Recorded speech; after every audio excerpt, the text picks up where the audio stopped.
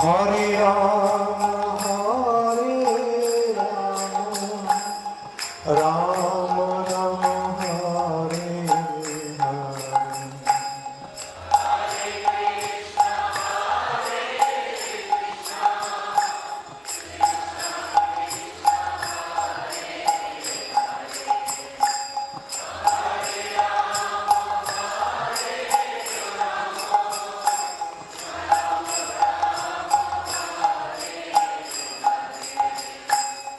Hare Krishna,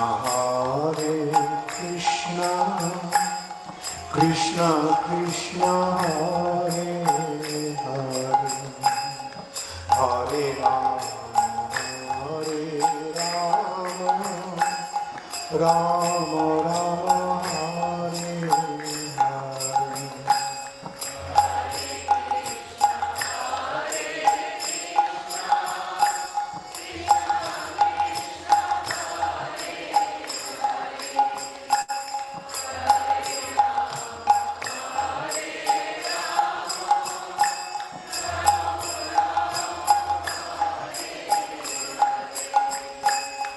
Hare Krishna, Krishna Krishna, Hare Hare, Hare Rama, Rama Rama, Hare Hare.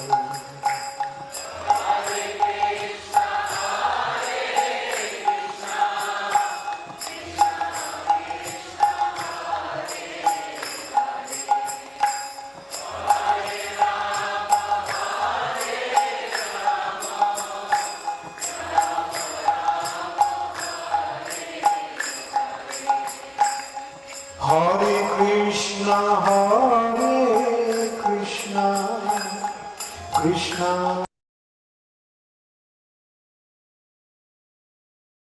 Hare Rama, Rama Rama, Hare Hare.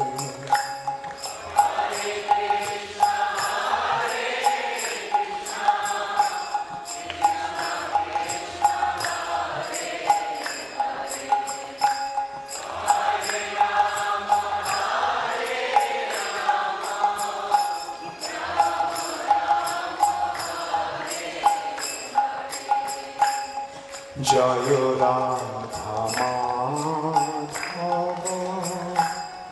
Kunja Vihari.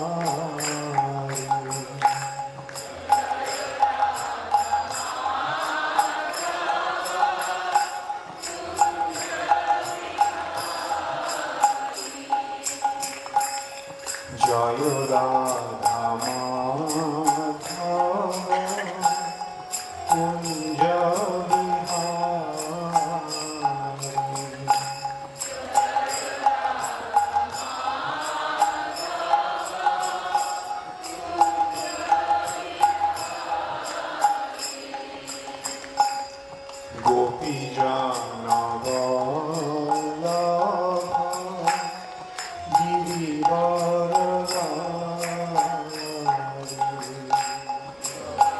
Hello.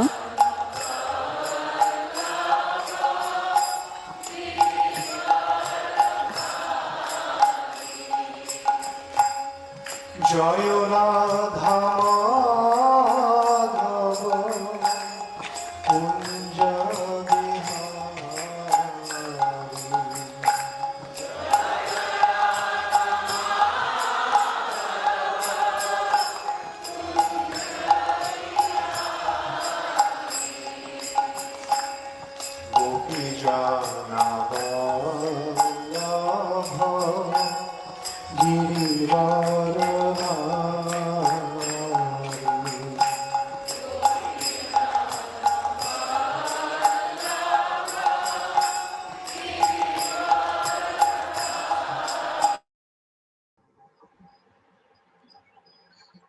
Hare Krishna. So we would like to welcome all the participants for this auspicious association of His Holiness Bhakti Charu Swami Guru Maharaj. Every Thursday we hear from Guru Maharaj seminars on different topic. And as you know, Nrsimha Chaturdashi is coming. So we are going a series of Nrsimha Dev Katha by Srila Guru Maharaj. This is a lecture series which was given by Guru Maharaj last year at Ujjain. So we request all the devotees to kindly hear very attentively, and at the end there will be a short quiz. You all can participate in that. Hare Krishna.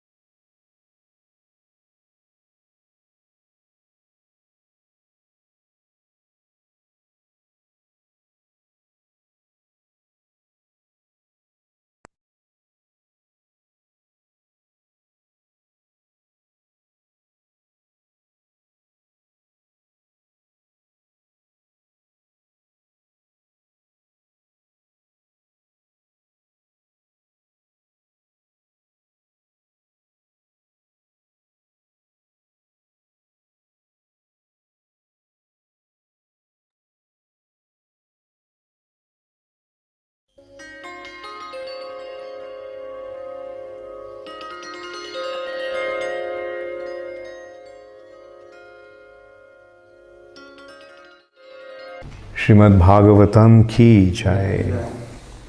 Hare Krishna. So today is Lord Nrsimhadev's appearance day and Nrsimha Chaturdashi. So because of that we are just going to discuss about Lord Nrsimhadev's pastimes. So the seventh canto of Srimad Bhagavatam, from the second chapter, actually begins to narrate the activities concerning Prahlad Maharaj and Nrsimhadev. Starts up with Hiranyakashipu, the king of the demons, and we can see that it is such an important chapter. It begins with Hiranyakashipu and his brother Hiranyaksha. At the time of creation, everything actually started from Lord Brahma. So Brahma had few sons from his mind, Manasaputras, and then they started the procreation and called Prajapatis. Prajapati. Praja means subject or subordinates, and Pati, the leaders, the Lord. So these are the very, very important, very, very powerful personalities. And Brahma, in this way, Kashyapa became one of the main progenitors. He was Brahma's grandson in a way. This Atri, Pulasta, Pulaha, Marichi, Angira, and from them came Kashyapa, and Kashyapa had 13 wives, and from them different progeny came, and one of them was Diti. So Diti, one evening actually, she became sexually agitated and compelled her husband to have sex with her. And her husband warned her that it's not an appropriate time but she was so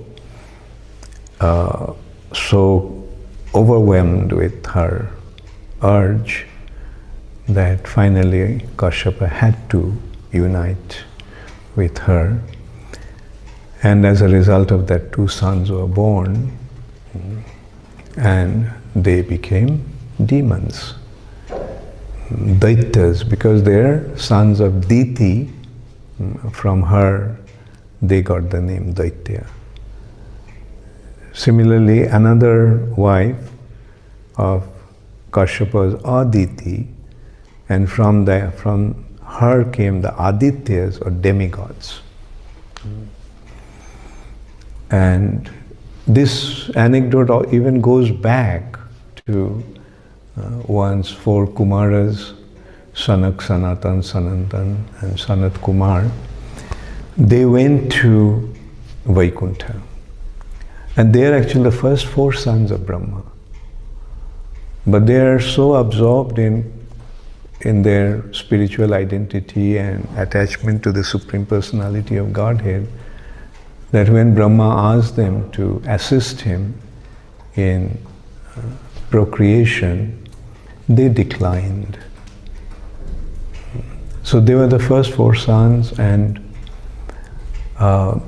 they did not change their form. Their form is just like 5-year-old children. And so when they went to Vaikuntha, the gatekeepers of Vaikuntha, whose business is to keep the door, keep the gate, and not allow just anyone and everyone to enter, so they failed to recognize the exalted position of these 4 children. They're actually the eldest people, the oldest people in this universe, but they look like just say some 5 years old. And they, Jai and Vijay, protected them, prevented them from entering, and they became furious. And they cursed Jai and Vijay, the gatekeepers. Now, this anecdote, this history goes even further. The Lord in Vaikuntha cannot experience one mellow. Like, you know that there are 5 permanent relationships, 5 sthayi bhav, called Santya, Dasya, Sakhya, Vatsalya, and Madhur. Mellow of neutrality, servitorship, friendship, parental and conjugal. And there are 7 secondary mellows. There's laughter, surprise, vira, chivalry, wonder, bir adbhut, bhayanak, ghastly, bhayanak, frightening, bibhatsa, ghastly, and karun, pathos. So in Vaikuntha, the Lord cannot experience Biraras, the mellow of chivalry. So they just desired, we wish that we could allow the Lord to experience that mellow. In Vaikuntha, the Lord doesn't get that, but we will enable him to experience that mellow. Meaning the mellow that, or the mood, or the feelings that the Lord will feel by fighting with somebody. So, because they desired that, the arrangement was actually happening in this way. They were cursed. But behind the curse is actually their desire to serve the Lord. In Vaikuntha, the Lord cannot get that mellow. So I wish we could enable him this milo. So you have to see that they're guards, so they are powerful people. The guards are not just anybody. They're warriors. So they had that feeling, and as a result of that, all this happened. The four Kumaras came, cursed them, and then the Lord, realizing that some very exalted personalities have been offended, so he just came himself and pacified them. And he told these gatekeepers that since we have been cursed, you'll fall down to the material nature. That's the curse was. You are not fit to be in Vaikuntha. You haven't been able to become free from the concept of duality. So in the material nature is a world of duality. Duality means seeing good and bad. In this world, everything is a duality. Good and bad, desirable, undesirable, heat and cold, love and hate. So everything has a duality here. So they had to fall down. The Lord asked them, so you see, since they cursed you, you have to go down to the material nature. Now, I'm giving you an option. If you go there and remain as a devotee, then you'll have to take 7 births, and then you'll come back to Vaikuntha. And the other option is, you'll become my enemy. Then you'll be there for 3 births, and then you'll come back. So they opted for becoming an enemy. So now we can see they wanted to give the Lord the feeling of Viraras. Now in order to fight, in order to experience Viraras, there has to be fight. And in order to fight, he has to become his Lord's enemy. So that's how it was actually arranged.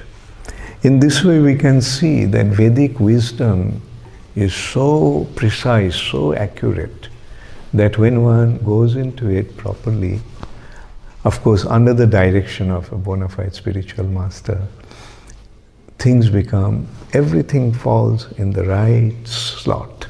Everything just fits in perfectly. And it's a pity that people, due to the atheistic influence of this world, people do not want to accept the wisdom of the Vedas. They're missing out on such a wealth. And when an intelligent person sees it in a right way. But the problem is that in order to see things the right way, you have to see the entire picture. Unless you have the entire picture, you can't get that right understanding. And that's why we need the guidance of somebody who has seen the entire picture. And then he can explain to us. And that person is a spiritual master who has seen the entire picture. It's not possible to see the entire picture. It's so vast. Therefore, everyone needs a teacher. Even a guru needs a teacher. Therefore, he is a guru. He has a teacher who has seen the entire picture. And his guru is the one who saw the entire picture from the right source. And that's why this disciplic succession, the chain of disciplic succession, is very, very important to receive this perfect knowledge. And when we receive the knowledge, then our faith becomes fixed.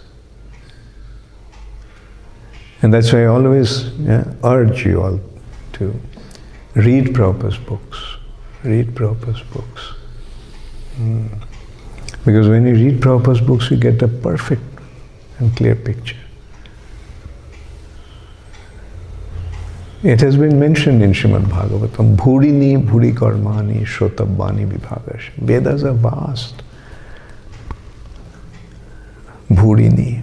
The Bhuri Karmani, innumerable activities have been prescribed.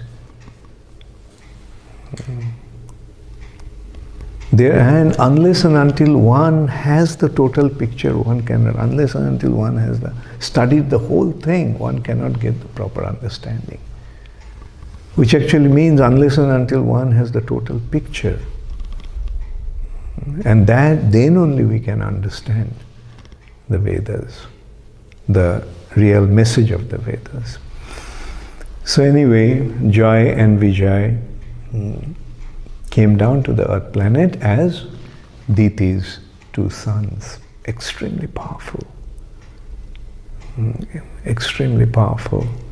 And we can see also the result of auspicious time and inauspicious time. We can't just say any time is good enough, let me do. No. When you do something, you have to measure, you have to calculate, or you have to find out whether the time is right for this action or not. This evening time is very good for spiritual activity. Mornings and evenings and noontime, 3 sandhas, 3 very auspicious time in a day. When the night is turning into day, early morning, midday, when the pre-noon is merging into afternoon. Morning is merging into afternoon. Meridian. AM and PM. Ante-meridian and past meridian. And then in the evening, the time when day is turning into night. So these times are very good for auspicious activities. But this sexual act can become very inauspicious when it is performed at a wrong time.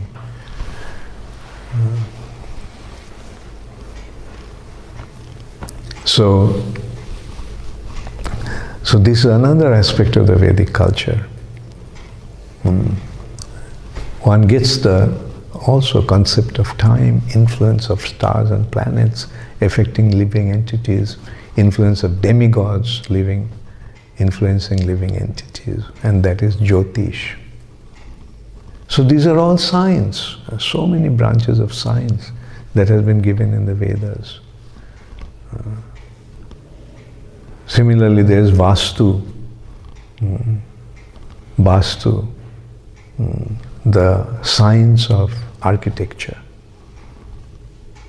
Not the whole architecture, one aspect of architecture, like how the building should be, in which part, which direction should be different parts of the house. Main thing is the Brahmastan, the center. Brahmastan, the center of the house. And then Vastu is seen as a personality. His head is in one direction, his feet are in another direction, his hands are in another direction. So this is how his body is. And naturally, certain activities are conducive to the head. So where the Vastu person's head is there, those activities should be there. Certain activities are conducive to Vastu Purush's legs. So it's another science actually. Then the medical science, Ayurveda, Dhanurveda. the art of using weapons. It's not just shooting an arrow. Those arrows are being empowered with very, very powerful means by chanting mantras. And there are various weapons that actually belong to various personalities.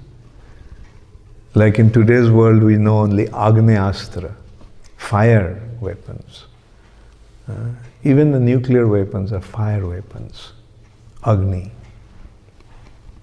But there are Vayu weapon, there are water weapon, there were sound weapon, and then the weapons of different demigods, weapons of Indra, weapons of Varun, weapons of Gandharva, weapon of Brahma, Brahmastra.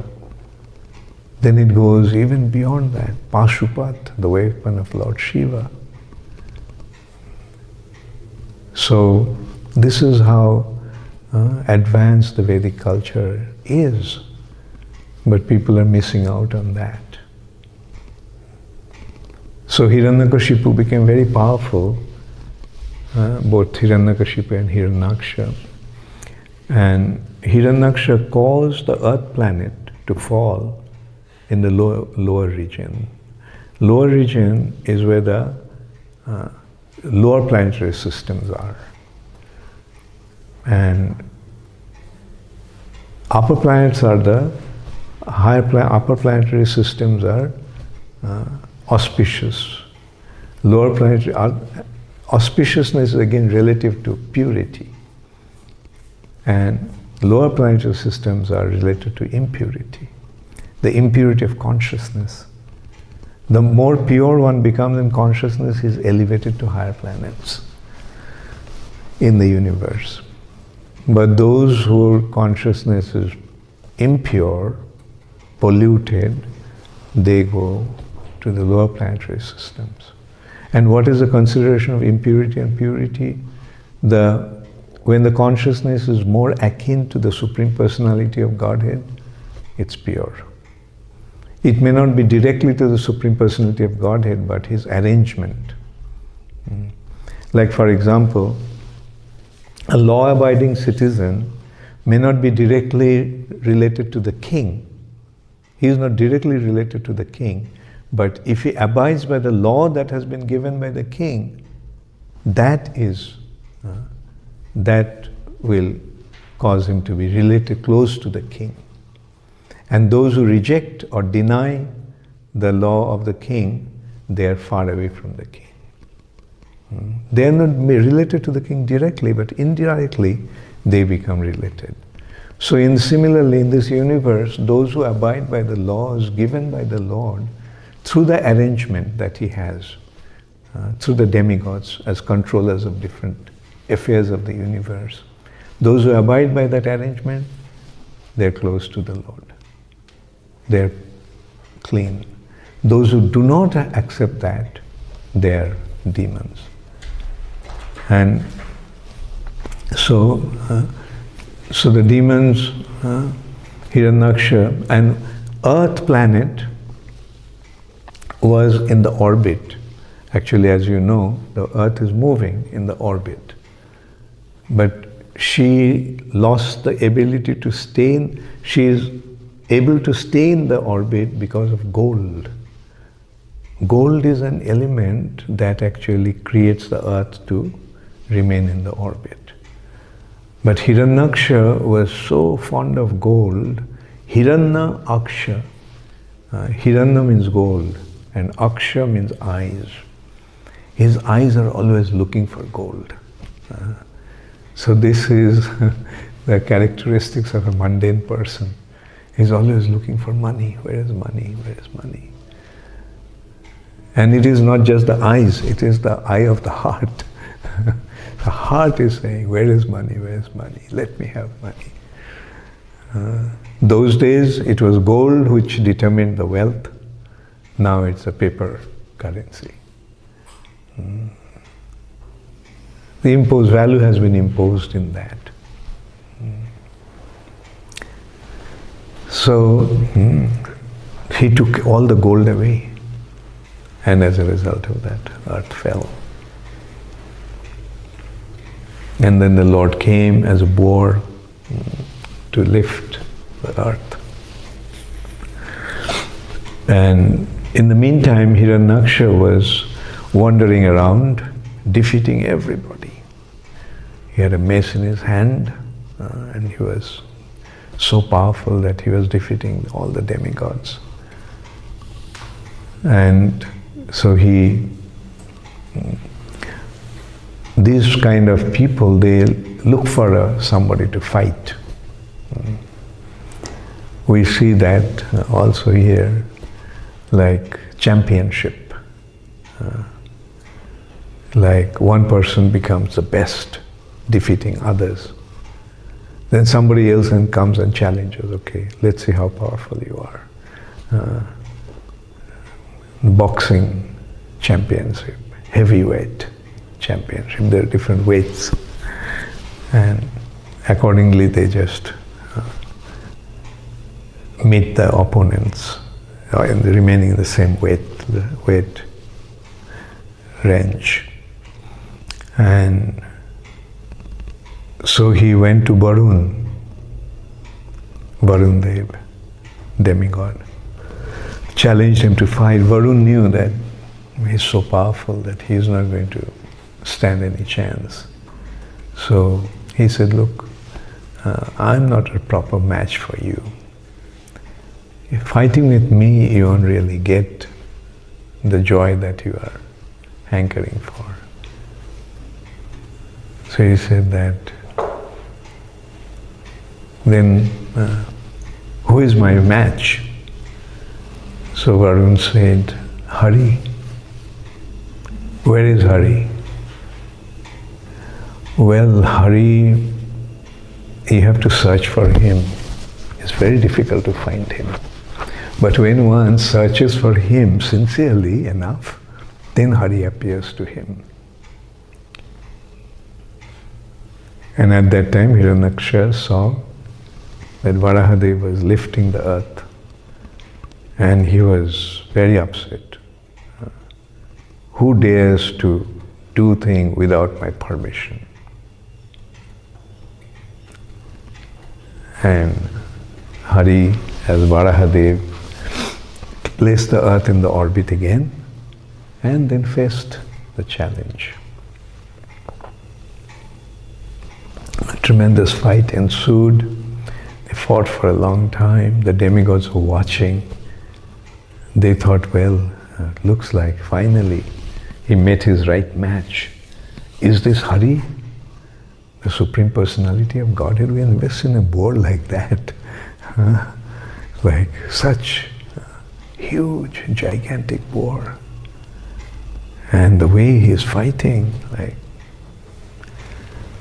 and so they thought that this must be the Supreme Personality of Godhead. And then the Lord, at one point, he also was fighting with a mace. And his mace actually fell from his hand. So now he's exposed to be hit by this demon. So demigods cried out, my Lord, as it is, our life is in our throat, out of anxiety, and at any moment it may leave the body. So please don't put us in any more anxiety. Please kill this demon. So the Lord just slapped him with his hand. And Hiranyakashipu started to roll, fell and died. So that is how the Supreme Personality of Godhead is. He doesn't need any weapon to fight with him, just one slap is good enough. Same thing with Krishna and Kamsa.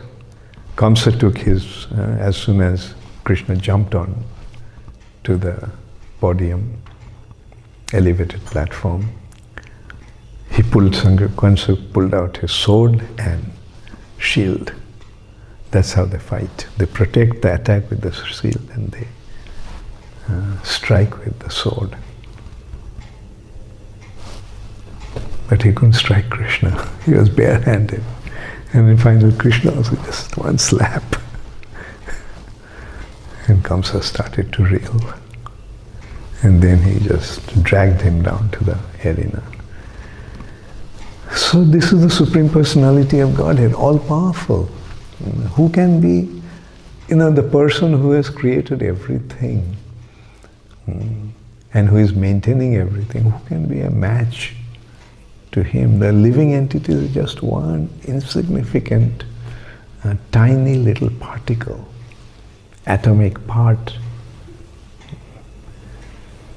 So we can see, like when you look at the living entity situation, he is just one spark of life.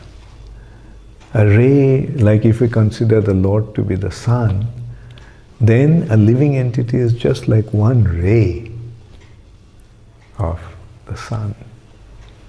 So how can a ray compete with the sun? But living entities, coming to the material nature, they become so puffed up that they think that they are greater than the Lord. That is the influence of false ego.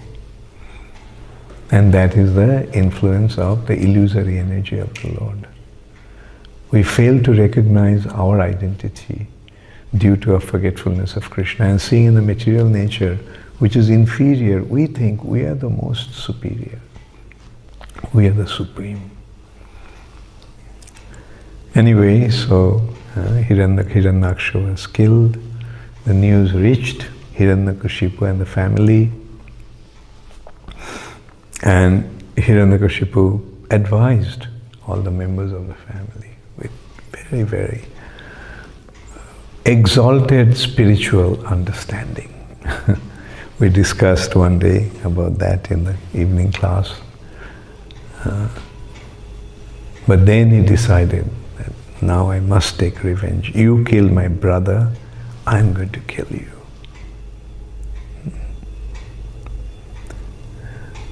It's something like a man standing there and tiny little ant is standing up against the man.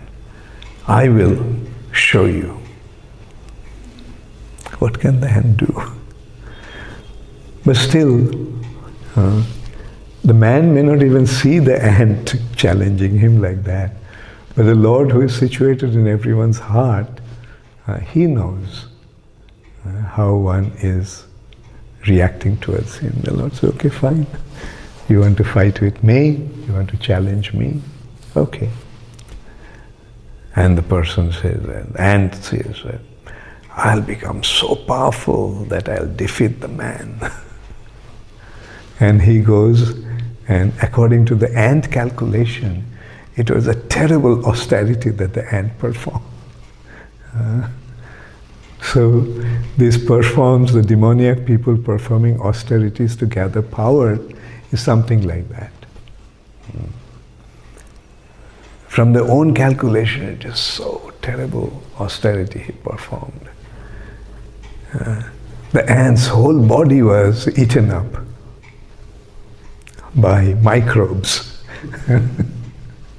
So even smaller living entities.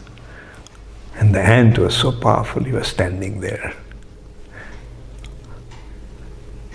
And everything was eaten up, only his shell is there. With human beings, we have the bones. Ants don't have bones. So they have only the shell, outer covering.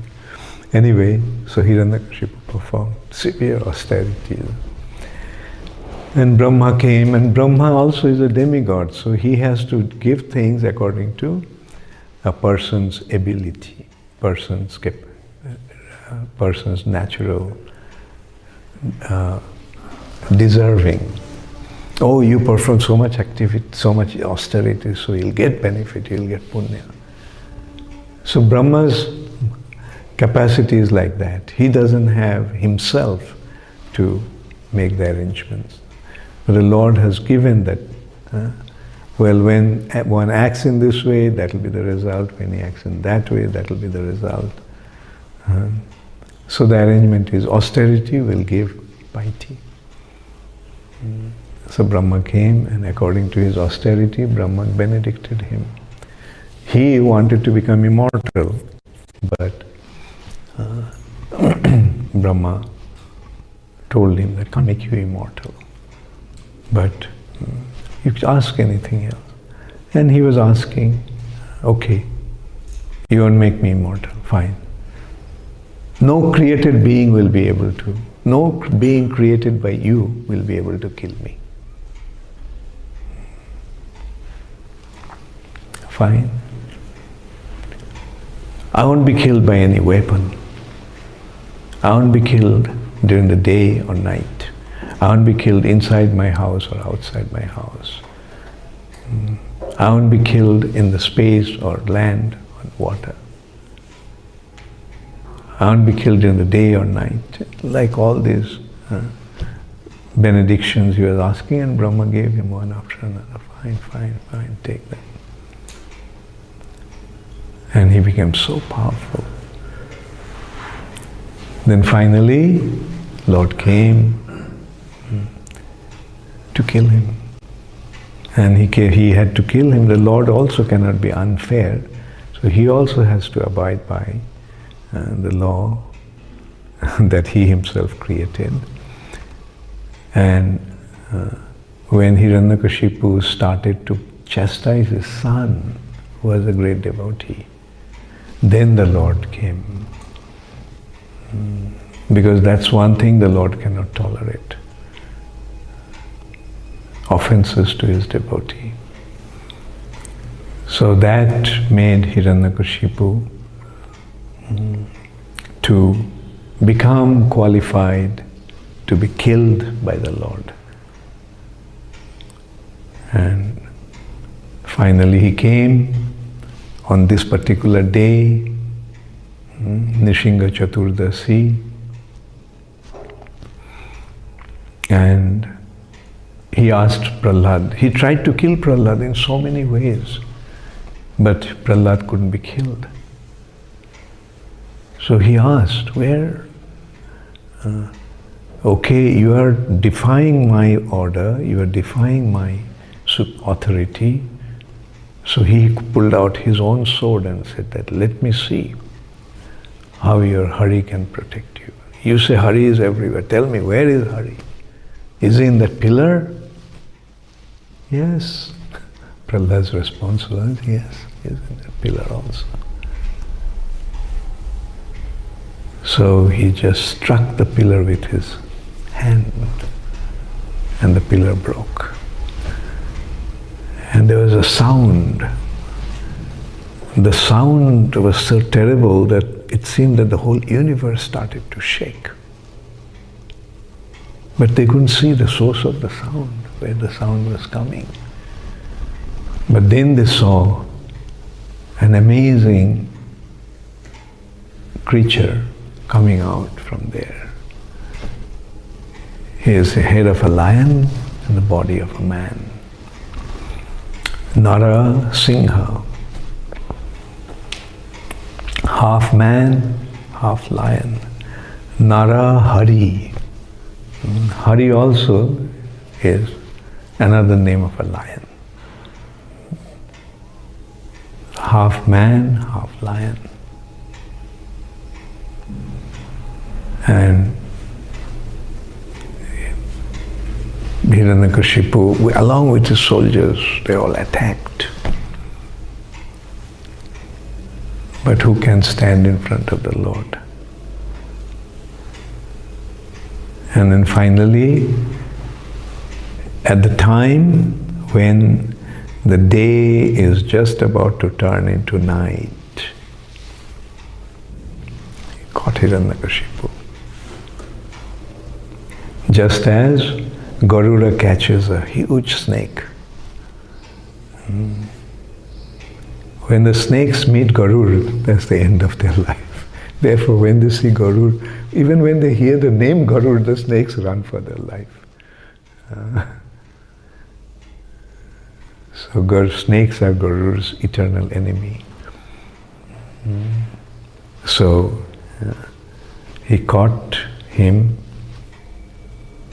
and he placed himself sat on the doorway,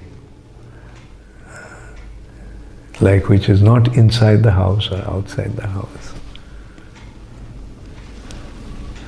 He placed him on his lap, which is not sky or land, his lap.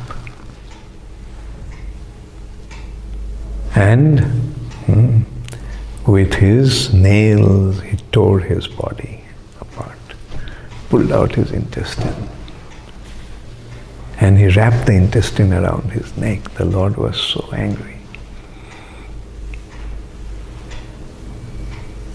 But in that respect also there is one point. Why the Lord wrapped the intestine around his neck? The answer to that is because the semen passes through the intestine. And because Prahlad's soul traveled through his intestine to come to his mother's womb, Hiranyakashipu considered that, Narsimha Dev considered Hiranyakashipu's intestine to be glorious. So he put it on as a garland. So this is how merciful the Lord is. The intestine is so disgusting, and that also demon's intestine. But because Prahlad's soul traveled through that intestine, he considered to be glorious. So in this way, the Supreme Personality of Godhead killed Hiranyakashipu. So we can see Hiranyakashipu got so many ways, he tried so many ways to make himself immortal. But when it comes to the Lord, no one can actually stand a chance because, okay, fine, I won't be killed by any man or demigod, Gandharva, snake, any animal, human beings, and so forth.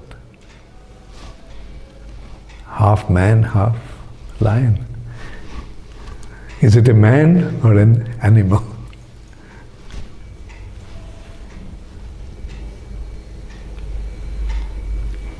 So, this is how intelligent the Lord is. Or this is how inconceivable the Lord's potency is. He won't be killed inside the house or outside the house, okay? Doorstep. Is it inside or outside? He sat there. He won't be killed in the sky or in the land. Lap. He won't be killed during the day or night. Twilight. When it's neither day nor night. Brahma Vaivarta Puran actually has another aspect of it. He won't be killed by anything that is wet or dry. That is also another consideration there. But this hasn't been added is not there in Srimad Bhagavatam. A nail is neither wet nor dry. So with that, which is not a weapon, just nails tore open his body. So this is how the Lord appeared. Keshava Dhrita Narahari Rupa Jai Jagadisha Hare Jai Jagadisha Hare Jai Jagadisha Hare Jai Narsimha Dev Jai Narsimha Dev Jai Narsimha Dev Jai Narsimha Dev Jai Prahlad Maharaj Jai Prahlad Maharaj Jai Prahlad Maharaj Jai Prahlad Maharaj Jai Prabhupada Jai Prabhupada Jai Prabhupada Jai Prabhupada. So, is there any question? Okay.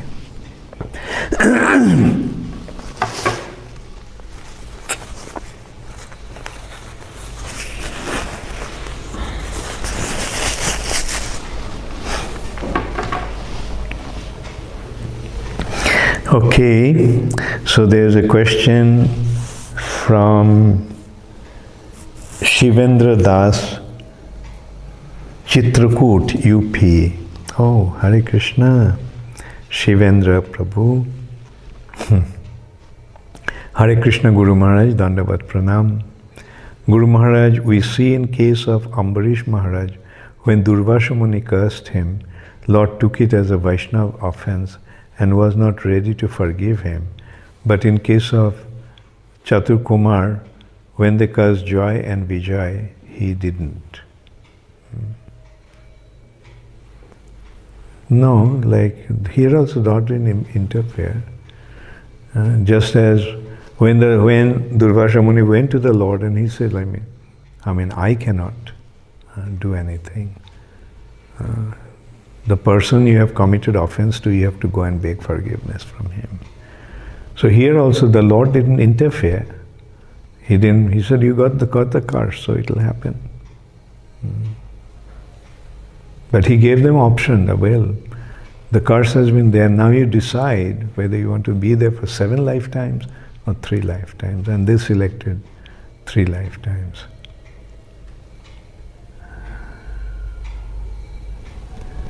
We know that Joy and Vijay are eternal associates of Lord and pure devotees. Then also, when they were cursed by 4 Kumars, Lord didn't take it in a way He took in case of Durvasha Muni. Please enlighten, how can we understand these 2 responses from Lord seeking your causeless blessings in this auspicious day?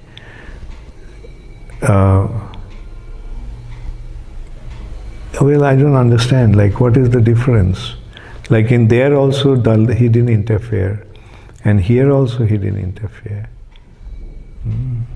They got cursed, and as I said, you have to go to the background, why this arrangement is being made. This arrangement is being made in such a way that their desire to serve the Lord through Viraras will be fulfilled. Their falling down and becoming demons was their desire to serve the Lord. Through this fighting with the Lord, they are serving the Lord. And if you have, further, if you didn't understand the point, then you can write to me again. So next question is Chittahari Krishna Das. Okay, Ujjain. As per the curse of 4 Kumaras, Joy and Vijay had to take birth in material nature, and they came as demons in 3 times in 3 yugas. Then how can we count Jagai and Madhai of Kali Yuga? Yeah, in 3 yugas they became demons, and in the 4th time they became delivered. Right? So 3 times they had to take birth, and after that they became delivered. All right? 4th time also they came as They came, the 4th time was due to the arrangement of the 3rd time. That's one way of looking at it. Another reason is, we have to see that Mahaprabhu's identity is hidden. Therefore, it is not openly mentioned. So we have to count it this way. 3 times he will take birth, right? And the 4th times he'll get delivered. After that he'll get delivered. So 4th birth is delivered, so it's not counted. Okay? The Lord has His own way of counting. Also, our Jogamaya has his own way of counting. Ratnangi Radha, Mumbai. Earlier I was thinking for eye donation and body donation, but after coming in Krishna consciousness, I heard that we should not do this. But I don't know the reason. Yesterday I told it is important for our next birth that after death our remains should be poured into a pious river. When we know soul is different from our body, then how to understand this? So, okay, Ratnangi Radha, The first question is, we don't appreciate the donating different parts of the body. Because we don't believe in this kind of, patch-up work. Nature's arrangement, you got the body, you use the body, when the body is finished, then you leave the body and go, and let the body burn. But these are all modern demoniac arrangements. Oh, he doesn't have an eye, so let me give him an eye. He doesn't have a kidney, let's give him a kidney. They are not seeing that he doesn't have a kidney because of his own karmic reactions. He doesn't have an eye because of his karma. So demigods have decided, why interfere into the arrangements of the demigods? Have you become greater than the demigods that you are trying to change his destiny? That's why we say that don't donate the parts of your bodies. Another thing is that if a part remains, then you may not be able to leave and go to the next destination. If you remain attached to the part, then you'll remain here as a ghost. Is it good to remain as a ghost here, not have a body? Just because, your one part of your body is left, and because of your attachment to that part, you are there. So this is how scientific the Vedic understanding is. So don't disregard that, just abide by that. And then the second part is, yesterday you told it is important for our next birth that after death our remains should be offered in a pious river. When you know soul is different from the body, then how to understand this? Yes, soul is different from the body, but this soul is attached to the body here. Yes, the soul is different from the body. But in this material nature, everyone is thinking that his body is his soul, his body is his self. And in that context, there are some arrangements that the Lord made. That the holy rivers are there. If the remains of the body is offered in the river, he gets spiritual benefit.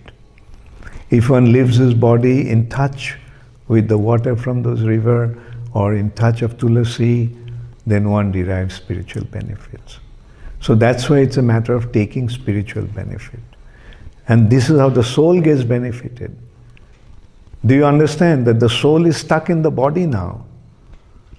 You may think, theoretically, you may think that you are the soul, but have you realized that you are the soul and not the body? What happens when you are hungry? Is it the body is hungry or the soul is hungry? But don't you say, I am hungry? So who are you then? So this is how we have to recognize the platform that we are in now. So there is no need to artificially pretend anything.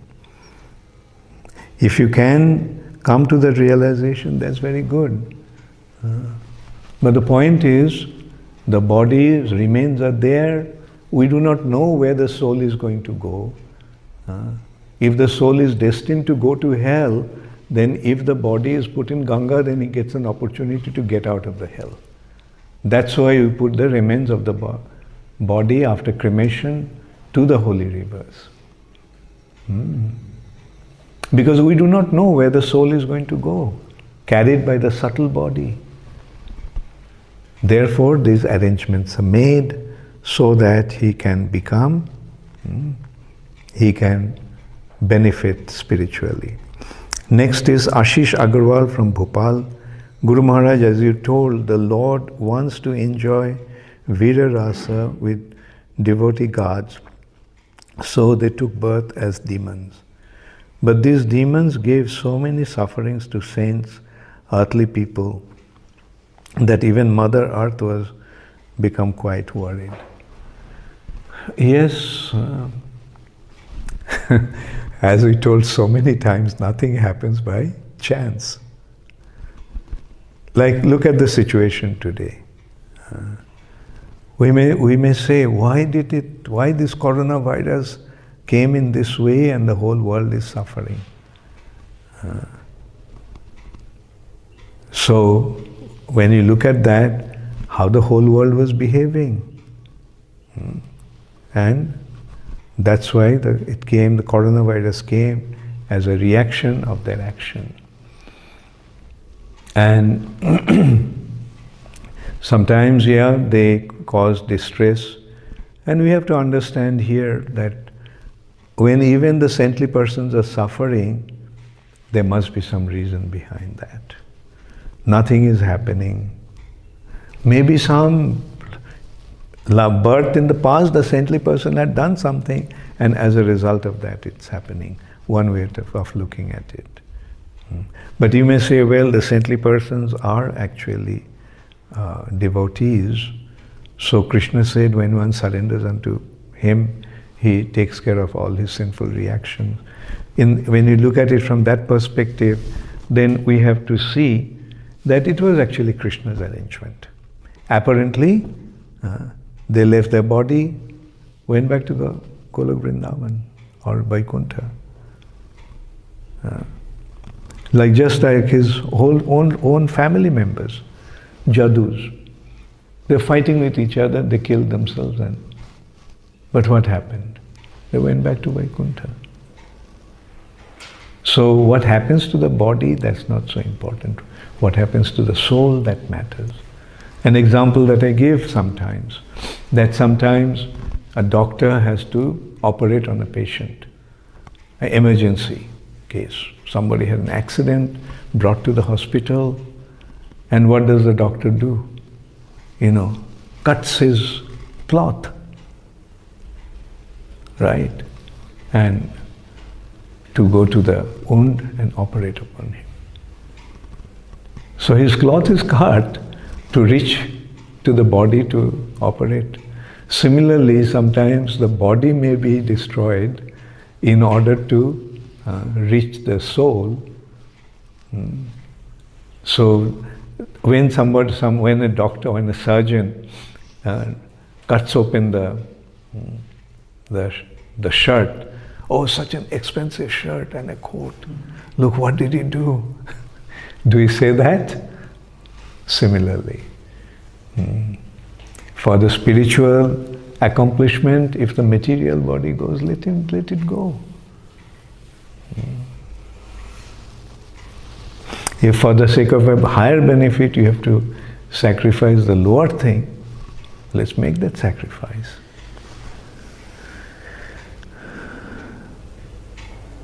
So next is Krishna Kumar Das, Hyderabad. We hear that Mayapur Narsingha Dev is in mood of Lord Chaitanya. Can you please tell what is the mood of Lord Nrsimha in Ujjain?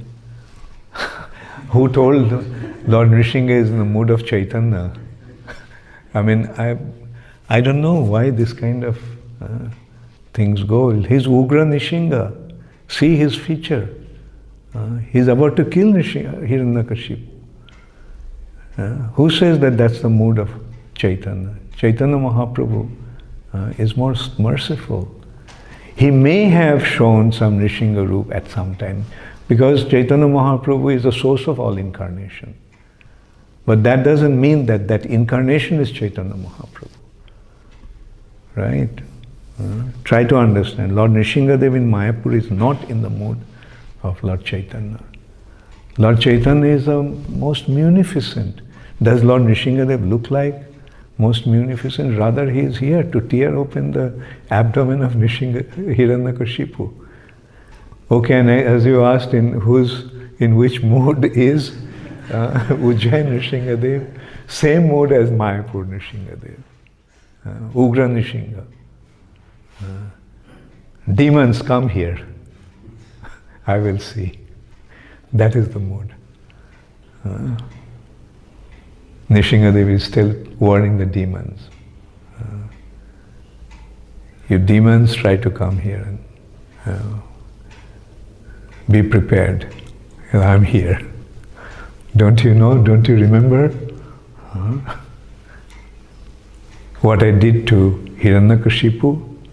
If you don't know, then read Prabhupada's books.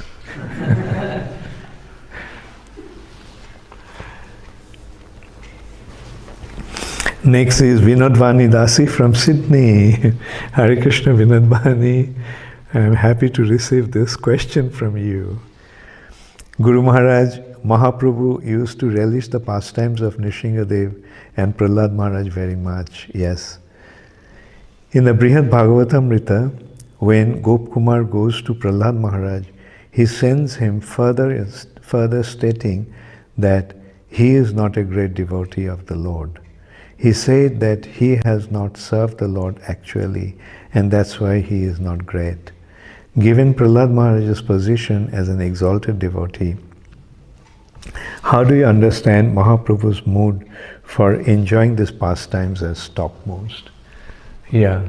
See, Prahlad Maharaj said that because a devotee is very humble. And devotee always sees someone greater than him. So that's why he displayed that mood. That, oh, you're saying that I'm the greatest devotee. But I was just a child and displayed some childish attachment to the Lord.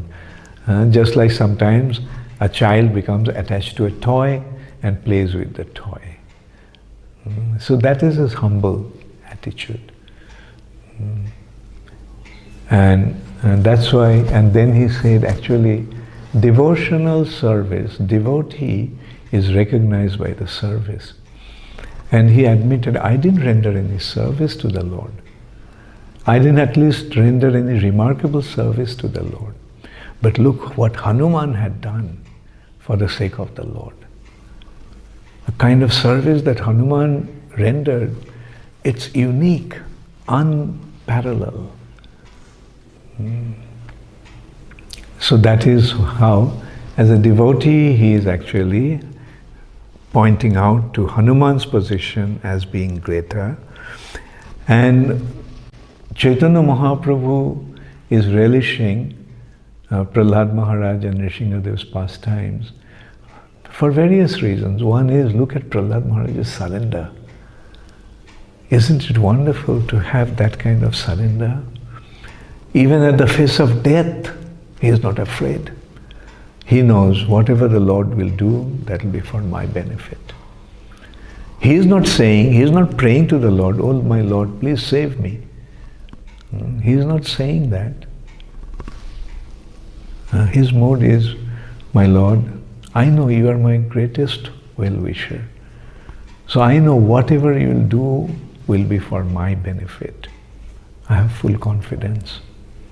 So that is the mood of Prahlad Maharaj. What a wonderful mood of devotion. And the mood of the Lord. He is here to protect his devotee under all circumstances.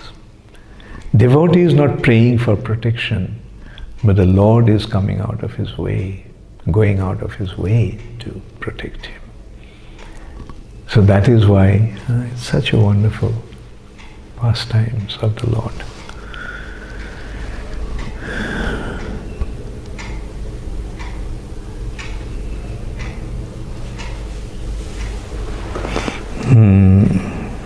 That's all, yeah? Okay, thank you all very much. I wish all of you a very happy Nrishinga Chaturdashi celebration.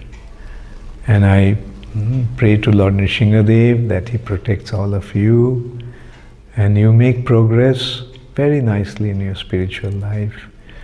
And let Lord Nrishingadev remove all the impediments, all the obstacles from the path of your devotion.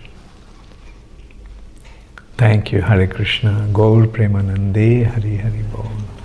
Jai Shri Shri Nrishinga Bhagavan ki Jai. Jai Shri Shri Prahlad Maharaj ki Jai. Jai Srila Prabhupada ki Jai. Gaur Premanande, Hari Hari Bol. Hare Krishna. Dandot Pranam. Thank you everyone for patiently hearing. We have shared the quiz link in the chat box. All the devotees can solve the quiz.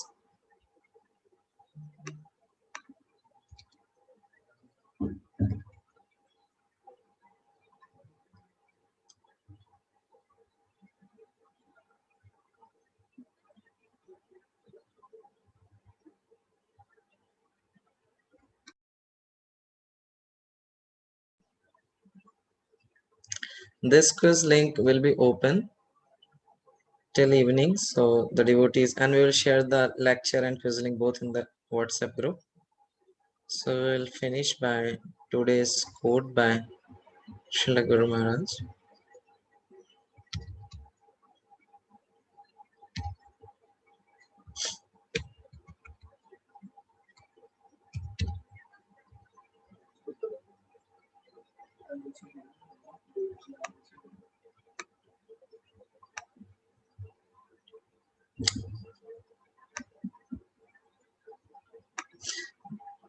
Guru Maharaj is saying, the most painful experience for a spiritual master is to see that his disciples are not making a spiritual advancement.